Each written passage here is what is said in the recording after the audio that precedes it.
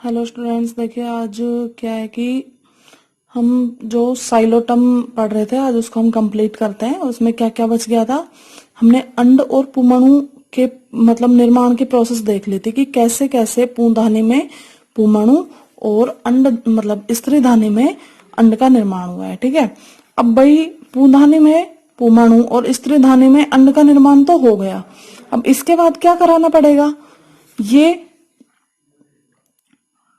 मिलके निषेचन करेंगे और उसके बाद क्या बना लेंगे, युग्मनज। युग्मनज से क्या बनेगा, भ्रूण बनेगा और उसका विकास होगा और उससे हमें वापस से बीजाणुउद्भिद जाति मतलब पादप प्राप्त हो जाएगा। ठीक है, तो भाई देखो, पूंधानी में पुमणु का निर्माण हो जाता है, सिंपल है।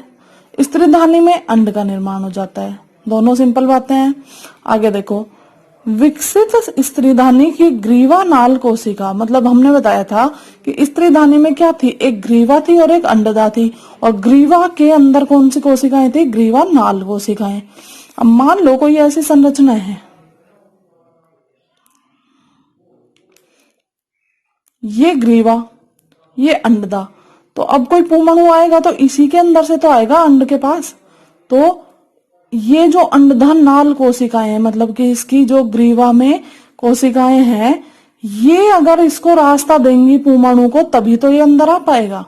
सिंपल सी बात है। तो भाई क्या होना पड़ेगा, इनको रास्ता देने के लिए हटना पड़ेगा। तो यहाँ पे क्या हुआ देखो, विकसित स्त्रीधानी की ग्रीवा नाल कोशिका या कोशिकाएं विघटित होकर चिपचिपा पदार्थ बनाती है। भाई ये क्या हो गई, यहाँ की कोशिकाएं खत्म हो गई है, विघटित हो गई है, चिपचिपा पदार्थ बना दिया। अब क्या करेगा, ये चिपचिपा पदार्थ है ना, ये पानी सोख के और दबाव बनाएगा, फूल जाएगा। अब फूलेगा तो दबाव बनेगा और इस दबाव के कारण क्या होगा, आवरण कोशिकाएं पुमणु को अंदर प्रवेश के लिए मार्ग प्रदान करती है। तो इससे क्या है, इसको रास्ता मिल जाएगा पुमणु को अंदर आने के लिए। पुमणु अंदर प्रवेश कर जाता है तथा एक पुमणु अंड से जुड़कर युग्मनज बना लेता है। भाई पुमणु क्या हुए, इस रास्ते अंदर आ गए और क्या बनाएंगे, अंड से जुड़कर युग्मनज बना लेंगे। द्विगुणित युग्मनज शीघ्र ही निषिक्तांड में बदल जाता है। भाई ये जो द्विगुणित युग्मनज है, ये थोड़ा सा वृद्धि और विकास करेगा और बड़ा होके निषिक्तांड बना लेगा। अब भाई हम देखते हैं भ्रूण का विकास। ठीक है, भ्रूण का विकास कैसे हुआ, बीजाणुउद्भिद का विकास निषिक्तांड के विभाजन से शुरू हो जाता है। मतलब फाइनली हमें इस भ्रूण से प्राप्त कौन होने वाला है, बीजाणुउद्भिद। तो हम बोल रहे हैं कि बीजाणुउद्भिद का जो विकास है ना, वो निषिक्तांड के विभाजन से ही शुरू हो जाता है। निषिक्तांड का विभाजन मतलब ये जो भ्रूण जो होता है, युग्मनज जो होता है, वो क्या है, थोड़ा सा वृद्धि और विकास करके क्या बनाता है, निषिक्तांड बनाता है। ठीक है, और निषिक्तांड के विभाजन से ही बीजाणुउद्भिद का विकास चालू हो चुका है। अब क्या होगा, सबसे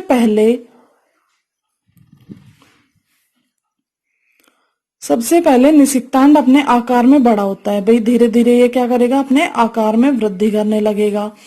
इसमें विभाजन से दो कोशिकाएं बनती हैं। भाई इस निषिक्तांड के विभाजन से क्या बनी, दो प्रकार की कोशिकाएं बनी। भीतरी कोशिका जो होगी वो तो होगी अधराधर कोशिका, जिसको अपन बोलेंगे हाइपोबेसल सेल, और बाहर वाली कोशिका होगी वो होगी अध्याधर मतलब कि एपीबेसल सेल। ठीक है, अब क्या है कि इस अधराधर सेल के ये तो आगे जाके हमें बना के देगी फुट मतलब कि पाद, और बाहरी जो अध्याधर कोशिका है ये बना के देगी हमें प्रकंद। ठीक है, देखो आगे बताया है, अधराधर से पाद का निर्माण होता है और अध्याधर से प्रकंद का निर्माण होता है। ठीक है, पाद के मुक्त तल की कुछ कोशिकाएं लंबी होकर युग्मकोद्भिद में घुसकर चूस्कांग बनाती हैं। भाई यहाँ पे जो ये हम फुट बना रहे हैं, इसकी जो कुछ कोशिकाएं हैं वो लंबी होंगी। ठीक है, लंबी होंगी और युग्मकोद्भिद में घुसेंगी और क्या बनाएंगी, चूस्कांग बनाएंगी। चूस्कांग किस लिए, चूस्कांग हमेशा उस सतह से चिपकने और उससे पोषण प्राप्त करने के लिए होते हैं। अभी क्या है भाई, ये जो निषिक्तांड वाला हिस्सा है या फिर हम जिसको भ्रूण बोल रहे हैं, ये अभी युग्मकोद्भिद पर ही तो चिपका हुआ है, तो ये फिर पोषण भी किससे लेगा, युग्मकोद्भिद से लेगा। और किसके द्वारा लेगा, चूसकांगों के द्वारा लेगा।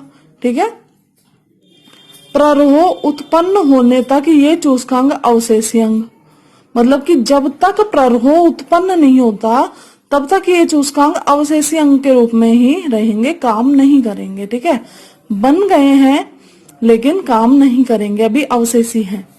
अध्याधर कोशिकाएं 3 अलग अलग सतह से विभाजन कर 3 मुखी शीर्ष कोशिका बना लेती है, जो ये वाली सेल है अध्याधर। ठीक है, जो प्रकंद बनाएगी।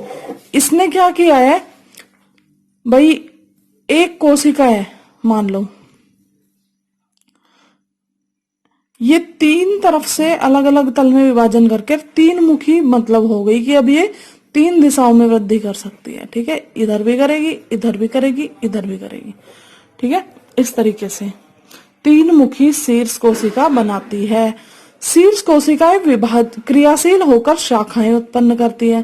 भाई ये जो शीर्ष कोशिकाएं हैं, 3 मुखी जो शीर्ष कोशिकाएं बनी हैं, ये क्या करेंगी, क्रियाशील होकर शाखाएं बनाएंगी। अब ठीक है, ये इधर, ये इधर, ये इधर, ऐसे शाखाओं का निर्माण करेगी।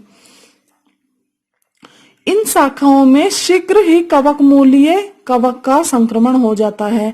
यहाँ पे संक्रमण का मतलब किसी बीमारी के तरीके के संक्रमण से नहीं है, मतलब कि इनमें जल्दी ही कवक आ जाते हैं, ये बात बोल रहे हैं। इन शाखाओं में शीघ्र ही कवक मूलीय कवक का संक्रमण हो जाता है। ठीक है, इस अवस्था में बीजाणुद्भिद पादप युग्मकोद्भिद से अलग जीवन आरंभ कर देता है। भाई अब जब इसमें कवक मूल आ चुकी है तो अब क्या होगा, ये पोषण वगैरह प्राप्त कर मतलब इसके लिए बना के दे सकती है। कवक क्या करेंगे, इसके लिए एब्जॉर्प्शन करके देंगे, अवशोषण करके देंगे। तो अब ये खुद का पोषण बनाने के लायक हो चुके हैं। तो इस अवस्था में क्या करेंगे, बीजाणुद्भिद पादप युग्मकोद्भिद से अलग जीवन आरंभ मतलब कर देता है। किसके रूप में, मृतोपजीवी के रूप में। भाई कवक जो होते हैं ना, वो क्या करते हैं कि गले सड़े पदार्थों से पोषण प्राप्त करते हैं, आप जानते हैं। तो अब क्या हुआ, मतलब गले सड़े या मृत पदार्थ होते हैं उनसे ये पोषण प्राप्त कर लेते हैं। तो ये किस, और जो मतलब जीव या पादप मरे हुए या गले सड़े पदार्थों से पोषण प्राप्त करे, उनको हम क्या बोलते हैं, मृतोपजीवी। तो ये बीजाणुद्भिद पादप अब युग्मकोद्भिद से अलग मृतोपजीवी जीवन आरंभ कर देते हैं। ठीक है, ये बात समझ आई। इस प्रकार विकसित होकर एक परिपक्व बीजाणुद्भिद का निर्माण हो जाता है। अब भाई क्या होगा, अभी तक यहाँ तक तो क्या होता है कि भाई ये अटैच रहता है इस पे, अब इसने अपना अलग जीवन आरंभ कर दिया। तो इस प्रकार विकसित होकर एक परिपक्व बीजाणुद्भिद का यहाँ पे निर्माण हो चुका है। ठीक है, अब देखो हम इसका जीवन चक्र ग्राफ ये तरीके से समझते हैं।